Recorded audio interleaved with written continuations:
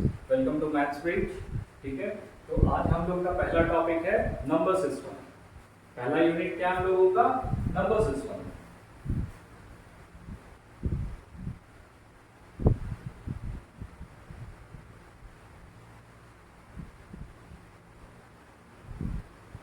और इस number system के अंदर हमारा सबसे पहला टॉपिक क्या है, पहला चैप्टर क्या है इस यूनिट के अंदर में? Real numbers. Real numbers, clear? तो सबसे पहले हम अपने यूनिट के नाम का मतलब जानेंगे कि होता क्या है। ये जो हमारा नंबर सिस्टम है, नंबर सिस्टम का मतलब क्या हुआ? एक पर्टिकुलर सीक्वेंस में जो अरेंजमेंट होता है नंबर का, उसे हम लोग क्या कहते हैं? Number system. जिसको हिंदी में क्या कह सकते हैं? संख्या पद्धति। जिसको हिंदी में क्या कह सकते हैं? संख्या पद्धति। क्लियर है? मतलब बहुत सारे नंबर्स का एक पर्टिकुलर सीक्वेंस या specific arrangement of numbers is known as number system. Clear? उसके अंदर में आता है पहला चैप्टर हमारा रियल नंबर्स। क्या है? Real numbers. हम सब जानते हैं रियल का मतलब, रियल का मतलब कमेंट बॉक्स में आप लोग बताइए क्या होता है। क्लियर? तो रियल का मतलब होता है वास्तविक, जो एग्जिस्ट करता है, वैसा नंबर जो एग्जिस्ट करता है। And arrangement of numbers in specific manner या order is known as number system. Clear? अब हमारे इस यूनिट के अंदर में क्या आता है? Real numbers. रियल नंबर्स तो वैसा नंबर जो एग्जिस्ट करता है, वैसा नंबर जो एग्जिस्ट करता है। क्लियर? तो एग्जिस्ट करता है मतलब इसका क्या हुआ? तो नंबर सिस्टम के अंदर में दो चैप्टर्स आते हैं, मतलब दो टॉपिक्स आते हैं। एक रियल नंबर्स जो हम लोगों को अभी पढ़ना है, और दूसरा इमेजिनरी नंबर्स जो हम लोगों को अगले क्लास में पढ़ना है, मतलब 11th में पढ़ना है। जो बच्चे मैथ्स लेंगे वो इनसे आगे मिलेंगे। तो दूसरा हमारा क्या है? Imaginary numbers. अब कहिएगा सर जो इमेजिन कर सकते हैं हम उसको क्यों पढ़ना? तो ये मैथ्स है, मैथ्स में तो कुछ भी पॉसिबल है। वैसा नंबर जो एग्जिस्ट करता है, numbers which exist is known as real numbers. Clear? अब इमेजिनरी नंबर्स क्या होता है? नंबर्स which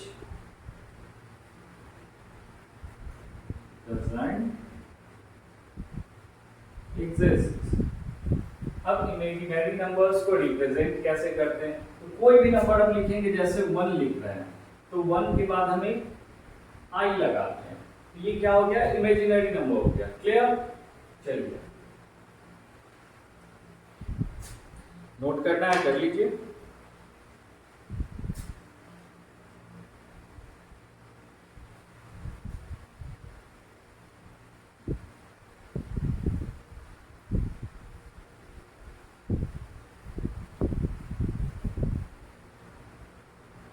अब हम लोग के सिलेबस से कुछ टॉपिक्स क्या कर दिया गया? हटा दिया गया। ठीक है, तो वो टॉपिक देख लेते कि कौन कौन सा रिमूव कर दिया गया है। तो हमारा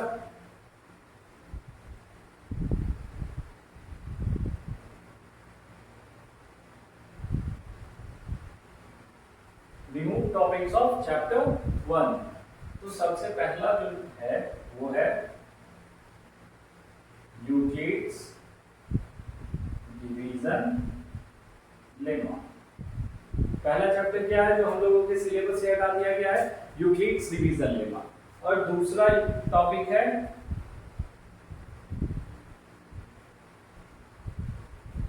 decimal representation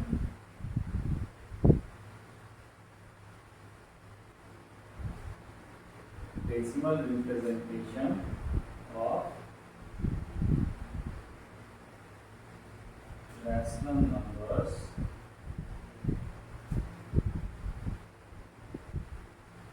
in terms of terminating or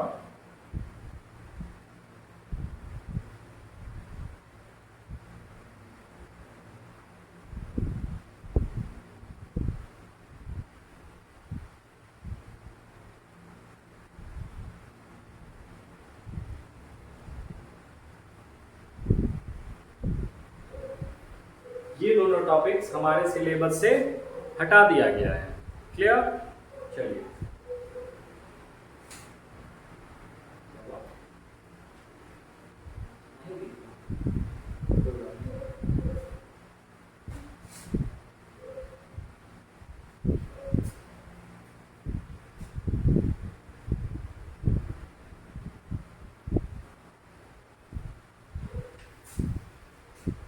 ये मार्क करना है कर लीजिए, ये आपको RS अग्रवाल में मिल जाएगा टॉपिक।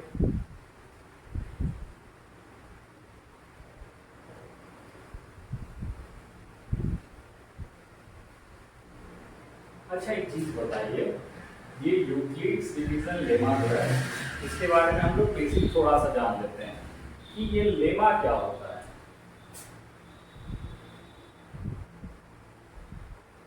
लेमा बेसिक चीज हम लोग जान लेते हैं कि ये लेमा क्या होता है। तो आसान शब्दों में अगर कहा जाए तो हम कह सकते हैं प्री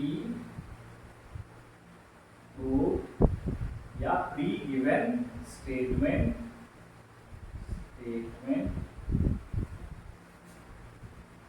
यूज फॉर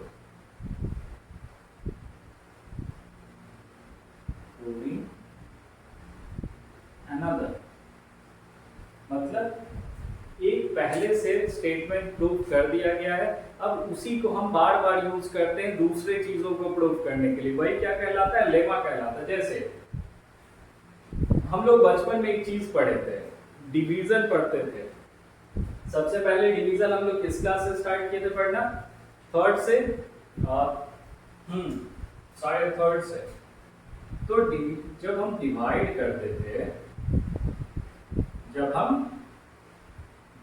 करते थे, तो उसको किसी किसी क्वेश्चन में कहा जाता था कि आप इसको प्रूफ कीजिए कि आपने ये सही बनाया है। ठीक है, तो सही बनाया है तो ये कैसे हम प्रूफ करते थे, तो एक फॉर्मूला होता था उसका, dividend is equals to divisor into quotient plus remainder. Clear? ये हम लोगों ने कब पढ़ा था, थर्ड क्लास या फोर्थ क्लास में पढ़ा था। अब इसी का यूज करके हम लोग यहां भी प्रूफ करते हैं, इसी को यूज करके हम लोग यहां भी प्रूफ करते हैं। ठीक है, तो ये क्या हो गया, ये लेमा हो गया। ठीक है, तो इसी में थोड़ा चेंज कर दिया गया, क्या है, तो A is equals to BQ plus R, A is equals to BQ plus R। अभी देखिएगा तो आपको दोनों फॉर्मूला सेम लगेगा, दोनों फॉर्मूला सेम लगेगा, बस हम लोग सीनियर क्लासेस में आ गए इसलिए थोड़ा नाम चेंज करके उसी चीज को हम लोग को पढ़ाया जाता है। Where A is dividend, B is divisor, Q is quotient and R is remainder। Clear? तो इसको हम लोग थोड़ा सा जान लिए क्योंकि ये हम लोग को अभी पढ़ना नहीं है, तो ज्यादा डिटेल्स में हम लोग नहीं जाते हैं। नोट कीजिएगा, कर लीजिए।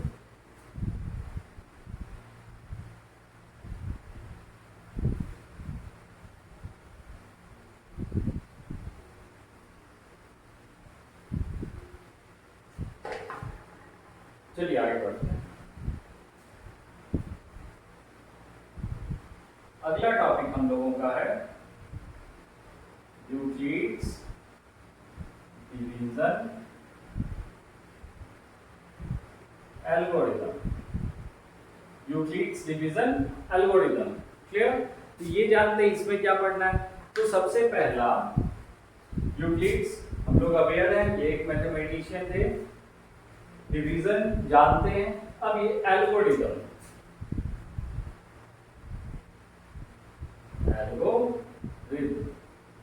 ये एल्गोरिथम क्या होता है? Any idea? अगर आप कुछ जानते हैं इसके बारे में तो आप कमेंट बॉक्स में बताइए कि ये क्या होता है। पॉज करके वीडियो। चलिए, ये होता है किसी भी प्रॉब्लम के सॉल्यूशन तक जब हम लोग जाते हैं तो step by step procedure, step by step procedure, step by step procedure, इसी को हम क्या कहते हैं? एल्गोरिथम। अब ये सिंपल भाषा में हम लिख दिए, क्लियर? चलिए,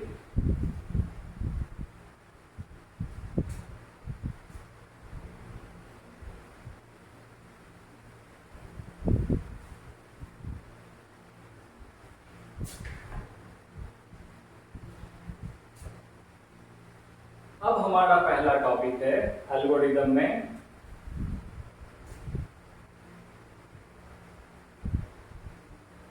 HCF एंड LCM, क्लियर?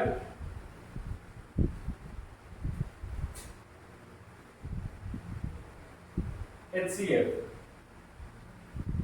इसका फुल फॉर्म क्या होता है?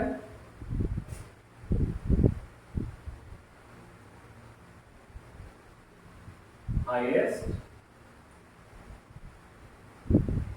Common factor. अब चलिए, अब थोड़ा सा हम लोग बेसिक्स भी जानते हैं कि ये होता क्या है। इसमें जो टर्म्स यूज हुआ है उसके बारे में आप लोगों को याद है या नहीं याद है? हाईएस्ट सब जानता है, जो सबसे बड़ा हो। कॉमन, कॉमन क्या होगा? जो सब में हो, जो सब में हो। और फैक्टर मतलब वैसा नंबर जो किसी नंबर को डिवाइड कर सके, वैसा नंबर जो किसी नंबर को डिवाइड कर सके, ठीक है? तो जैसे, अच्छा एक चीज बताइए, HCF के लिए मिनिमम रिक्वायरमेंट क्या है नंबर्स का? कितना? 1 2 3 कितना? पॉज करके कमेंट बॉक्स में बताइए। तो मिनिमम रिक्वायरमेंट जो है नंबर्स का HCF या LCM निकालने के लिए वो 2 है। Minimum requirement of numbers for finding HCF and LCM is 2। सबसे मिनिमम रिक्वायरमेंट इस चीज के लिए HCF या LCM के लिए 2 है, क्लियर? मतलब 2 डिफरेंट नंबर्स होने चाहिए।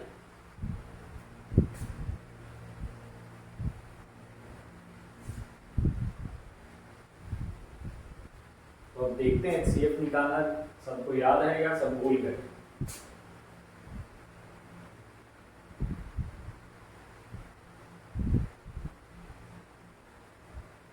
Find the HCF of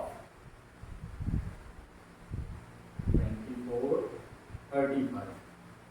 दूसरा 42 1। ठीक है? अब इस दो नंबर्स का HCF हम निकालते हैं। पहला 24 से हम 35 को डिवाइड करते हैं। कितने टाइम्स में? 1।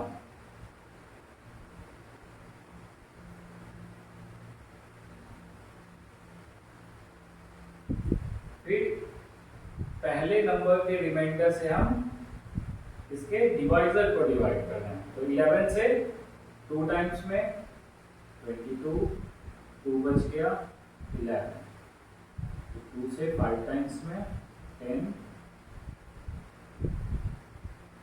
1 से 2 टाइम्स में 2 कट गया। तो जो सबसे लास्ट प्रोसेस का जिस समय रिमाइंडर 0 आता है, तो उस समय वाला जो कोशिएंट होता, सॉरी डिवाइजर होता है, वही क्या कहलाता है? HCF। तो HCF ऑफ 24 and 35 is 1। कितना है? 1 है। अब इसमें एल्गोरिदम का यूज कहाँ करेंगे? तो एल्गोरिदम का यूज ऐसे करते हैं, 35 is equals to 24 into 1 plus 11, 24 into 1 plus 11, अब 11 बच गया। तो पहले वाले का जो डिवाइजर था वो दूसरे स्टेप का क्या हो जाएगा? डिविडेंड। पहले स्टेप का डिवाइजर दूसरे स्टेप का डिविडेंड हो गया। Clear? 24 is equals to 11 into 2 plus 2। Clear? अब फिर जो दूसरे स्टेप का डिवाइजर था वो तीसरे स्टेप का क्या बन जाएगा? डिविडेंड। 2 into 5 plus 1। सेम यहां पे भी होगा, ये 2 फिर यहां 2 is equals to 1 into 2 plus 0। तो हमारा जो लास्ट वाला डिवाइजर है HCF is equals to 1। HCF is equals to 1। Clear है? चलिए नोट कर लीजिए।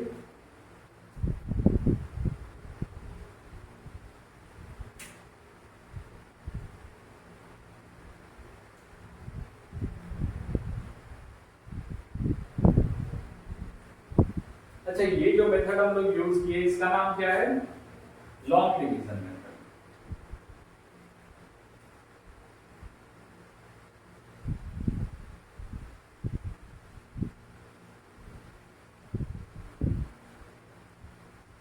Long division method. और दूसरा जो होता है वो होता है प्राइम फैक्टराइजेशन।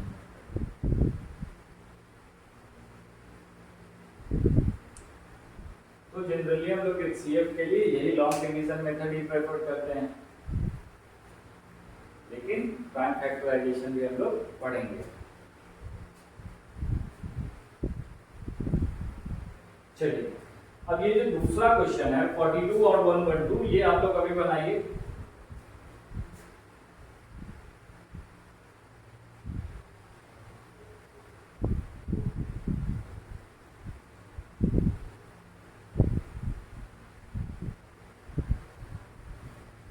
और कुछ क्वेश्चन हम लिख देते हैं जो आप लोगों को होमवर्क रहेगा।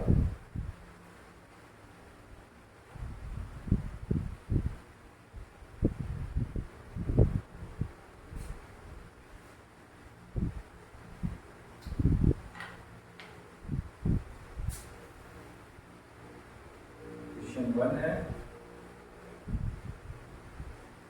By using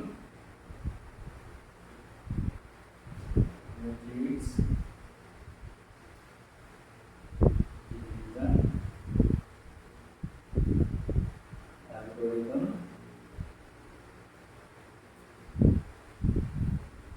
find the HCF of numbers 890 and 255। 890 and 255। Clear?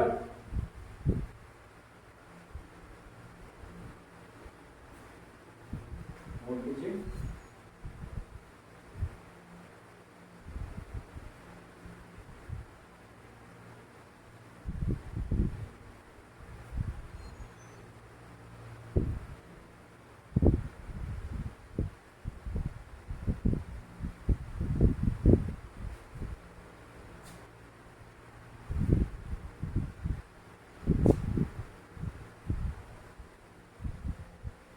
into 600 and 1300.